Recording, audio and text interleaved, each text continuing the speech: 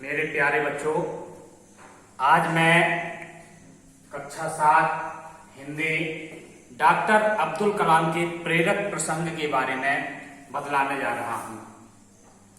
दर्शकों से अनुरोध है कि यदि मेरा ये वीडियो अच्छा लगे तो लाइक कीजिए, सब्सक्राइब कीजिए, और यदि अच्छा ना लगे तो सब्सक्राइब करके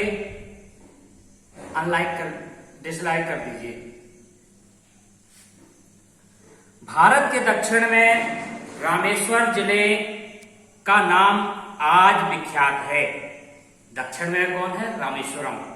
और इसी पुण्य भूमि पर भारत के 11वें राष्ट्रपति महामहिम डॉक्टर APJ अब्दुल कलाम जी का जन्म हुआ था।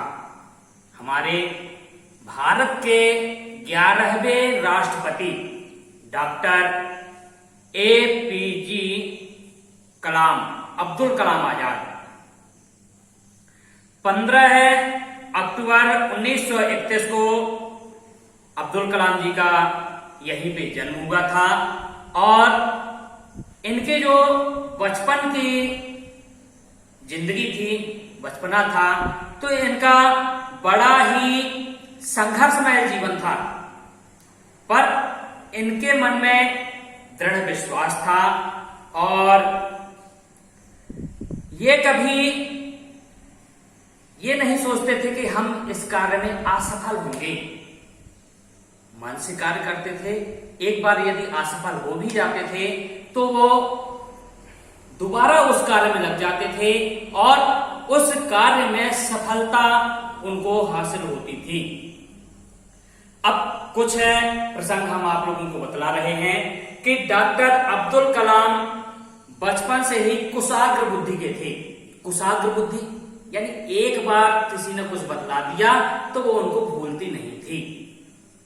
उनकी सामाजिक समरसता की चेतना रामेश्वरम के सामाजिक परिवेश में पल्लवित हुई।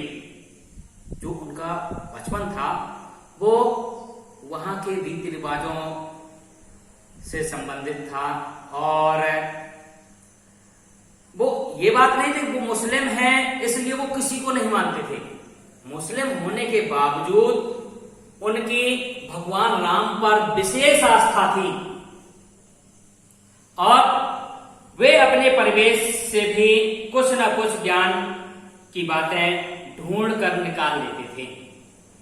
कहीं भी वे जाते थे, कुछ भी होता था उसमें वो कुछ ना कुछ खोज करते रहते थे।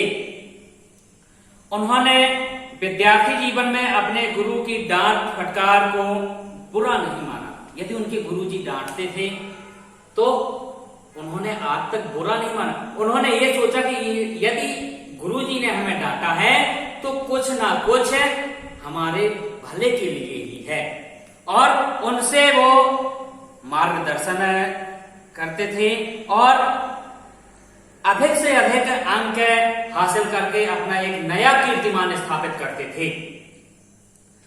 रामनाथपुरम में स्वर्टज हाई स्कूल की दीवार पर एक पट्टिका यानी दीवार की जो पतली लकीर रहती है वो पट्टिका कहलाती है, पर लिखा था अपना समय व्यर्थ न जाने दो। अपना समय व्यर्थ न जाने दो।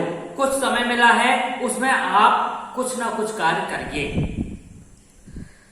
जो समय व्यतीत हो गया उसे स्वर्ण देकर भी वापस नहीं खरीदा जा सकता।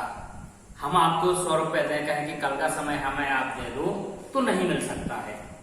समय बड़ा अनमोल। समय एक बार निकल गया तो दोबारा नहीं आएगा। तो इस वाक्य के अर्थ को उन्होंने पूरी तरह अपने जीवन में उतारा और आगे चलकर विश्वविख्यात वैज्ञानिक बने। इसी शब्द को उन्होंने अपने जीवन में उतार लिया और इसी से प्रेरित होकर वो आगे एक महान वैज्ञानिक बने और हम बाद में चल के हमारे देश के राष्ट्रपति पद पर भी आसीन हुए। उनकी पढ़ाई में कई बार आर्थिक संकट आए, लेकिन उनकी लगन और योग्यता देखकर परिजनों ने कठिन परिश्रम किया और उनकी पढ़ाई जारी रहने दी। सन 1950 में बीएससी की परीक्षा प्रथम श्रेणी में उन्होंने उत्तीर्ण की और आगे पढ़ाई में उनकी फिर रुकावट हुई और तब उन्होंने स्वयं कुछ करने की ठानी। स्वयं वो ट्यूशन पढ़ाने लगे। चेन्नई से छपने वाला समाचार पत्र हिंद में उन्होंने लेख लिखना भी प्रारंभ कर दिया, जिससे कुछ उन्हें पारिश्रमिक मिलता था और उन्होंने उस राशि से अपनी पढ़ाई जारी रखी। कभी असफलता से नहीं हारे, सतत प्रयास एवं दृढ़ शक्ति से उन्होंने अंत में सफलता प्राप्त की। उन्होंने 250 रुपए यानी 250 रुपए प्रति माह की वेतन पर वरिष्ठ सहायक वैज्ञानिक के रूप में पहली नौकरी प्रारंभ की। अब इसके आगे अगले टर्न में यदि ये बातें अच्छी लग रही हो तो कृपया लाइक जरूर कीजिए। धन्यवाद।